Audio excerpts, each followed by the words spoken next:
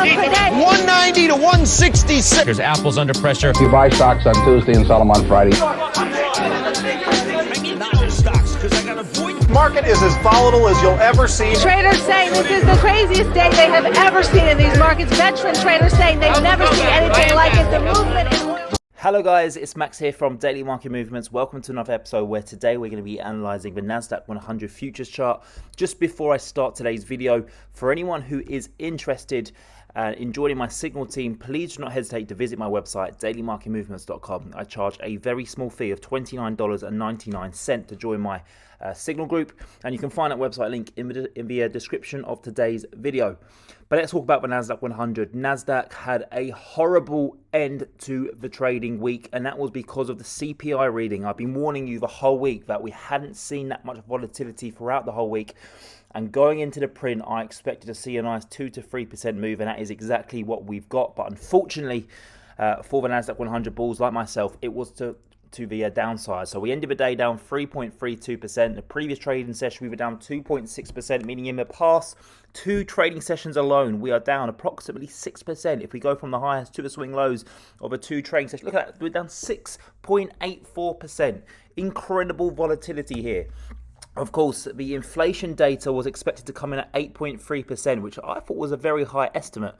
And then, of course, it come in at 8.6%. So it was fractionally higher. But, of course, traders were not impressed at all. And why? Well, this just basically means that inflation still hasn't peaked. We're pretty much past the halfway point now of 2022. And we still haven't seen inflation peak. And this is probably because of the likes of crude oil currently at a multi-year high, at a decade high, I should argue, or just about $10 shy of it. So, there's many factors that, of course, are contributing to high inflation with regards to Ukraine and Russia, staff shortages, supply chain issues. It's all happening at once. So the Nasdaq100 did break down, but, again, on Thursday, I posted a video telling you how to trade going into tomorrow's report. And for those who listen to me, you would have made a significant amount of money, because let's just go to the hourly chart.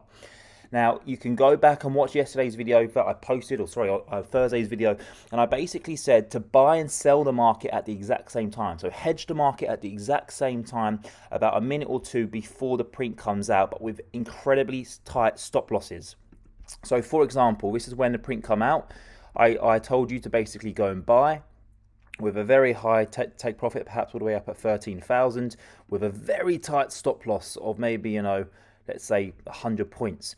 But then vice versa, I wanted you to go and do the exact same thing. So to open up a short position at the exact same time with a very long take profit, with a very tight stop loss once again. So, your risk reward here is crazy. You're potentially gaining 3 to 4% and you're only risking 0.2%. And of course, the key here is to open the trade just minutes, just fractional moments before the data comes out. And that's, if you would have done that, that's exactly what would have made you money yesterday, because of course your stop loss on your buy position would have triggered, and then of course your short position, you would have gained 3.75%. So yesterday you would have potentially lost 0.2% but gained 3.75% on the day with the movements that we saw in the Nasdaq100. So a massive congratulations to anyone who listened to me on that trading strategy. You would have made a significant amount of money. But the big question that I'm sure many of you are wanting to find out is, where is the Nasdaq100 heading next? And that's a very good question. I don't have a crystal ball. Your guess is probably as good as mine. But what I do know is that we have still got a higher low.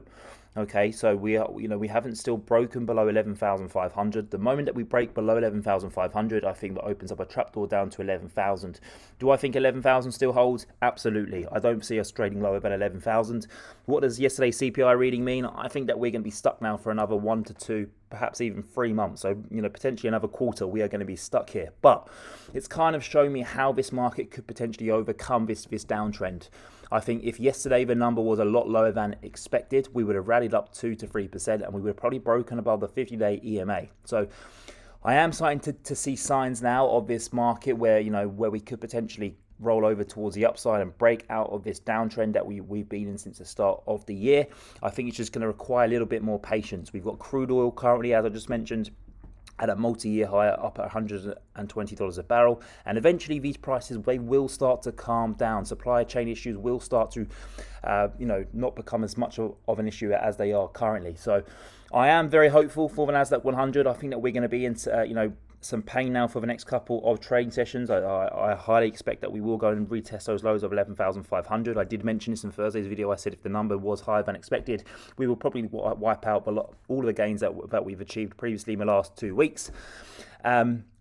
Eventually I am looking for some positive news to hopefully send us back up towards that 50-day EMA, and then we just need some more positive news on top of that for us to break above the 50-day EMA, and that's when we could potentially look at breaking the trend. But for the time being, I think we're going to be stuck between 11,000 and 13,000. I think this is a nice channel that you can trade. We're currently midway through this channel, so I wouldn't be opening any positions going into the open on Monday. I would wait for either a fall up towards 11,000 or potentially a break it up at 13,000, or you could even open a short-term selling position at that 50-day EMA, as we would likely get rejected after the news that we achieved yesterday.